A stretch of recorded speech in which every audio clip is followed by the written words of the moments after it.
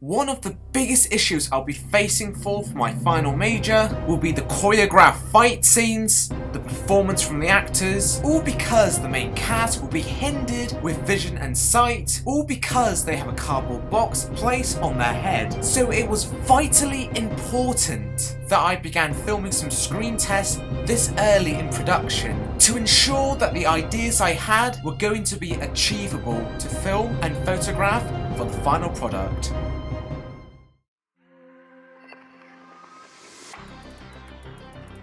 One of the very first sequences that I storyboarded was where one of the boxes turns over a dead body, revealing that the cardboard face has been ripped off. It was the first screen test we did, seeing if a cardboard box missing one of its sides could be rotated along with the rest of the body. We tried doing the test several times, and most of the takes that we did weren't overly successful, but after trying many different times, we were able to get down to 2 takes that were able to succeed into what I wanted them to do. The first one out of the 2 looked fairly decent. The way that it was achieved was that the actor's arms were holding on to the box, but unfortunately by the end of the take, you can tell that he did it that way because his arms were up in the air. However, when we refilmed it for a second time, the results looked much more better. Instead of doing the exact same thing like the last take, there was some assistance from the person who was rotating the body by grabbing the head and pushing it alongside as well. So after doing that small little test, it convinced me that that shot could be achieved.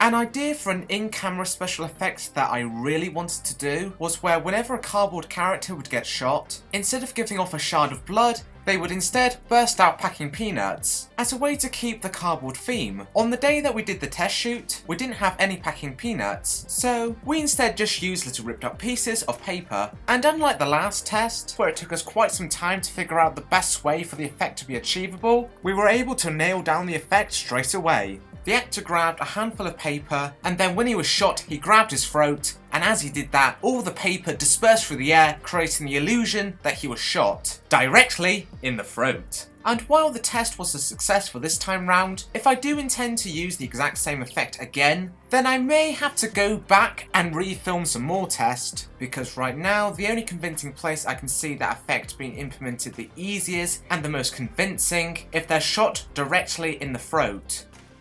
For the finale of the film, I want my main box characters to fight against a large, monstrous bodyguard. And while I've been in very early stages of designing that specific character, I really want to make sure that that bodyguard looks massive compared to the other box characters. Now at the time when I was filming those test shoots, I didn't have the prototype costume as you see now, so the costume you're going to see in a second is very different since it was just something I quickly put together in purpose for the test shoots, and film a really short sequence where he walks up to the camera and he turns around, notices our main box man and throws a punch directly at him. We filmed at really low angles to show that he had the dominance and powers in the scene. This was the one that we struggled with the most, because we didn't have any eye holes for our actors whatsoever when they were putting on the box costume. They couldn't see what they were doing, so when it came round to filming that punching scene, we had to constantly keep on refilming that specific shot because the actor just kept on missing. And the final clips we've got, I'm still not fully satisfied with it, so it's clear that I'm either going to have to do a lot of rehearsals for the fight scenes, or more simply, just redesign the costume so that way it'll be easier for the actors to see out of. And another concern I have